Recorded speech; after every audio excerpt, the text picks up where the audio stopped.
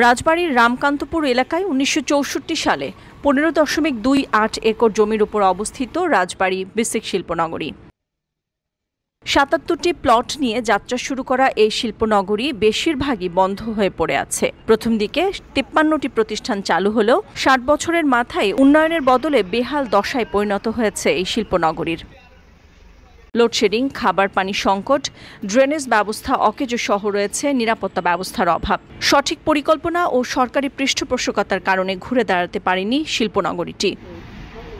চারপাশে জঙ্গল, আবর্জনায় ভরা, অনেক প্লট পরিত্যক্ত। রাস্তার অবস্থা বেহাল, সামান্য বৃষ্টিতেই জলাবদ্ধতার সৃষ্টি হয় শিল্পনগরীর বেশিরভাগ এলাকায়। বৃষ্টি হলে পানি জমে থাকে এবং ড্রেনগুলো সব ব্লক হয়ে থাকে। ঠিক আছে, পানি এখান থেকে বেরোনোর কোনো জায়গা নাই। খুব খারাপ অবস্থা। এখানে পানি যখন না বেরোতে পারে, পানি ফুলে, তখন আমাদের ফ্যাক্টরির ভিতরে অনেক সময় দেখা যাচ্ছে ঢোকে। প্রচুর পরিমাণ আয়রন, পানিতে দুর্গন্ধ আসে, আয়রনের যে গন্ধটা আছে এটা আছে, এগুলো খাইতে একটু কষ্ট তো হয়। তারপরেও আমাদের খাইতে হয়, কিন্তু বিশুদ্ধ পানি না থাকলে কী করবো। বেসিক অনুযায়ী আমাদের এখানে লোডশেডিং হওয়ার কথা না। ঠিক আছে, তবে প্রতিদিন কখনো কখনো আমাদের অনেক ভোগান্তি ৩-৪ বার বিদ্যুৎ চলে যায়। তার চুরি হয়, এই জায়গায় মোটর চুরি হয়, বুঝছেন। মানুষ ব্যবসা বাণিজ্য করবি কেমন তাই কন। তো ওই যে ওখান থেকে মোটর নিচ্ছে কয়টা জানি, 5টা মোটর নিয়ে গেছি। ঘন ঘন লোডশেডিং, নিরাপত্তাহীনতার পাশাপাশি প্রতিনিয়ত শিল্পনগরী এলাকায় ঘটছে চুরির ঘটনা। এতে ক্ষতিগ্রস্ত হচ্ছে ব্যবসায়ী, বাড়ছে বেকারত্ব। বারবার কর্তৃপক্ষের কাছে বলার পরও মিলছে না সমাধান। দ্রুত এসব সমস্যার সমাধানের দাবি জানান তারা। বিসিক উন্নয়ন করতে গেলে সরকারের উচ্চ পর্যায় থেকে শুরু করে উদ্যোক্তাদের নিয়ে বসতে হবে বলে জানান রাজবাড়ী চেম্বার অব কমার্সের সভাপতি। আপনি যদি বিসিকে যান, আপনি যে দেখবেন এর 4 দিক দিয়েই হচ্ছে গেট, অর্থাৎ কোনো বাউন্ডারি বলে কিছু নাই। যে যেমন খুশি আসবে, যে যেমন খুশি যাবে।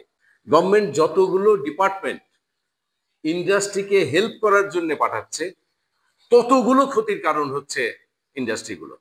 আপনি একটা ইন্ডাস্ট্রি করতে গেলে মিনিমাম আপনাকে 8টা-10টা লাইসেন্স নিতে হবে। আপনি স্টার্ট করেন ট্রেড লাইসেন্স থেকে, ট্রেড লাইসেন্সের পরেই আপনি যাবেন আপনার ফায়ার লাইসেন্স করতে হবে, ফায়ার লাইসেন্সের পরেই যাবেন আপনি আপনার পরিবেশের ছাড়পত্র নিতে হবে, এরপরে যাবেন মিনিস্ট্রি অফ ইন্ডাস্ট্রিজের আন্ডারে আছে কলকারখানা তারা, এরপরে যাবেন আপনি ভ্যাট। এখন ভ্যাটের প্রথমত লাইসেন্স, এর পরবর্তীতে আপনি যাই বানান আপনার গেট থেকে বের করবেন 15% গভর্নমেন্টকে ভ্যাট দিয়ে বের করতে হবে। কিছু কিছু আইটেম আছে 40% ভ্যাট দিয়ে বের করতে হবে। স্যাটিসফাই করতে পারবেন না, আপনি লাইসেন্স পাবেন না। পরিবেশ, তাদেরকে স্যাটিসফাই করতে পারবেন না, লাইসেন্স পাবেন না। কলকারখানা, ইনভেস্টমেন্ট আমার, ব্যাংক লায়াবিলিটিস আমার, ম্যান পাওয়ার আমি চাকরি দিচ্ছি, আমি বেতন আমি দিচ্ছি, তাদের সমস্যা আমি দেখতেছি, কিন্তু আমার গভর্নমেন্ট অফিস থেকে কলকারখানা থেকে এসে আমার উপরে প্রেশার তৈরি করতেছে। আপনি কতদিন ছুটি দিচ্ছেন, আপনার প্রতিটা এমপ্লয়ির আপনার অফিসিয়াল যত ডকুমেন্ট তারা চায়, এ করতে গেলে আমার আরো 2 জন ওখানে ম্যান পাওয়ার বসাইতে হবে শুধু এই কাগজপত্র রেডি করতে। বেশ কিছু সমস্যার কথা স্বীকার করে সেগুলো সমাধানের চেষ্টা করছে বিসিক শিল্পনগরী, এমনটাই জানিয়েছেন সহকারী মহাব্যবস্থাপক। এটা সমাধানের জন্য ইতিমধ্যে আমরা আমাদের প্রধান কার্যালয়ে বাজেটের জন্য প্রস্তাব প্রেরণ করেছি। তো আশা করি আগামী অর্থ বছরে আমরা কিছু বরাদ্দ পাবো এবং সেটা পেলে আমাদের এই রাস্তাটা যে সমস্যা আছে সেটা আমরা সমাধান করতে পারবো। এছাড়া যদি অন্য সমস্যার কথা বলেন, আমাদের এখানে নিরাপত্তার একটা ইস্যু আছে। আমাদের যেহেতু এখানে কোনো বাউন্ডারি ওয়াল নেই, তো বিভিন্ন সময় আমাদের শিল্প মালিকরা আমাদের কাছে অভিযোগ করেন বিভিন্ন চুরির ব্যাপারে।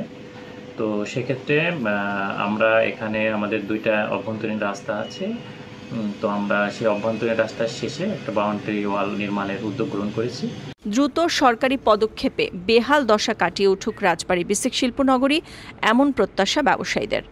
নিউজ ডেস্ক, সারা বাংলা।